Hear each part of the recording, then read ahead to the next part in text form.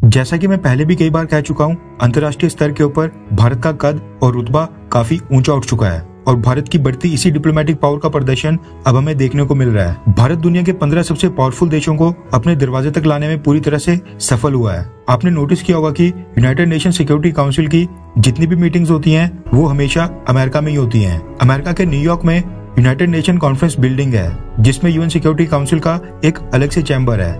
इसी जगह UN security council के चैम्बर्स में यूएनएससी के सारे 15 देश, परमानेंट और नॉन परमानेंट, इन सबके रिप्रेजेंटेटिव्स आपस में मिलकर मीटिंग करते हैं। ऐसा बहुत ही रेयर होता है जब यूएन सिक्योरिटी काउंसिल की आधिकारिक मीटिंग अमेरिका के बाहर हो। इसका कारण ये है कि यूएन सिक्योरिटी काउंसिल के जो मेंबर्स हैं उनमें वेन्यू को लेकर भी सहमति नहीं बन पाती है। पहले तो यूएन सिक्योरिटी काउंसिल के 5 परमानेंट मेंबर्स को मनवाना ही बड़ा टास्क होता है। रशिया, अमेरिका, चाइना, ब्रिटेन और फ्रांस, ये देश ही एक टेबल के ऊपर नहीं आ पाते हैं। उसके बाद फिर 10 नॉन परमानेंट सदस्य देशों को भी मनाना पड़ता है। यूएन सिक्योरिटी काउंसिल की मीटिंग्स को क्योंकि सभी देशों के सीनियर डिप्लोमेट्स अटेंड करते हैं, ऐसे में उनका टाइम बहुत ही ज्यादा वैल्यूएबल होता है। किसी दूसरे देश में मीटिंग हो तो फिर उनको उस केस में न्यूयॉर्क से अपनी टीम के साथ वहां पर ट्रैवल करके काफी ज्यादा टाइम वेस्ट करके दूसरे देश में जाना पड़ता है। ट्रैवल ज्यादा करना पड़ता है, उसमें समय की बर्बादी काफी ज्यादा होती है। इसलिए कई बार यूएन सिक्योरिटी काउंसिल के मेंबर्स किसी दूसरे देश में जाने से मना कर देते हैं। इसके अलावा कई बार वेन्यू न्यूट्रल नहीं होता है। फॉर एग्जाम्पल, अगर आज की डेट में रशिया या फिर चाइना बोलेंगी वो यूएन सिक्योरिटी काउंसिल की मीटिंग्स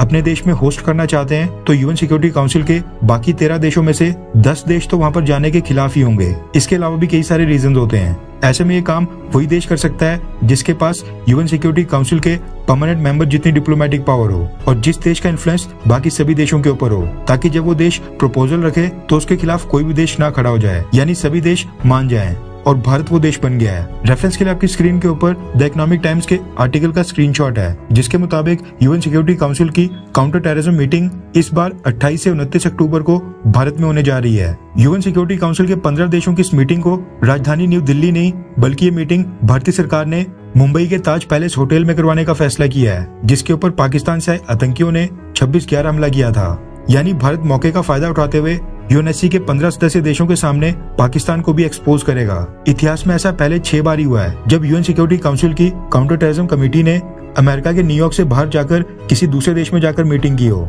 लास्ट बार काउंटर टेररिज्म कमेटी ने साल 2015 में यूरोप के स्पेन में मीटिंग की थी और आज उसके 7 सालों के बाद इतिहास में 7वीं बार ये मीटिंग भारत के मुंबई में होने जा रही है। इस साल काउंटर टेररिज्म कमेटी की जो मीटिंग भारत में हो रही है उसका फोकस रहेगा use of emerging technologies including drones in terrorism. आजकल देखा गया है कि कई सारे आतंकी गुट मनी ट्रांसफर करने के लिए इंटरनेट की मदद से एप्स का इस्तेमाल कर रहे हैं, बिटकॉइंस का इस्तेमाल कर रहे हैं, ड्रग्स और वेपन ट्रैफिकिंग के लिए अनमैन्ड एरियल व्हीकल्स यानी ड्रोन्स का इस्तेमाल कर रहे हैं, सोशल मीडिया जैसे कि फेसबुक और टेलीग्राम वगैरह यूज कर रहे हैं। उन सबको कैसे रोका जाए, इंटरनेट का मिसयूज ना करने दिया जाए और मनी लॉन्ड्रिंग के ऊपर रोक कैसे लगे, इसके ऊपर इस मीटिंग में सभी देश चर्चा करने वाले हैं। क्योंकि डिजिटलाइजेशन में बस सरकारें और आम लोग ही आगे नहीं बढ़ रहे हैं, बल्कि आतंकी गुट भी इमर्जिंग टेक्नोलॉजीज और डिजिटलाइजेशन का मिसयूज कर रहे हैं। ऐसे में लूपहोल्स ढूंढकर आतंकियों के ऊपर लगाम लगाना ये बहुत ही जरूरी हो गया है, जिसके ऊपर ये सभी देश भारत के मुंबई में आकर डिस्कस करेंगे। खैर, आपको क्या लगता है कि